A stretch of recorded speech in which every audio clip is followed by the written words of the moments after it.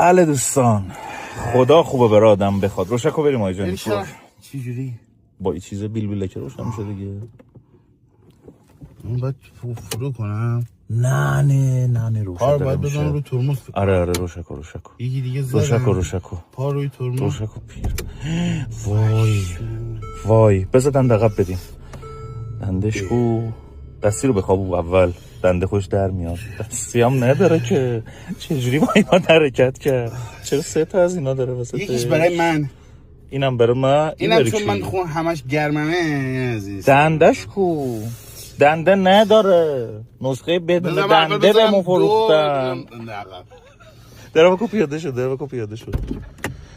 واکو نه خرابش کردید. آهن دور چیزش کو؟ آهن دور چیزش کجا رفت؟ میبندی شیشه میاد بالا. در واقع آهن دور باید داشته باشه درکه. نه چیزه فکر کنم. نه با شیشه وا میشه. نه علی خدا وکیل نگاه. یا امام حسین دنده کو. بی بریم تیوا بخریم. نمیتونیم ما اینو.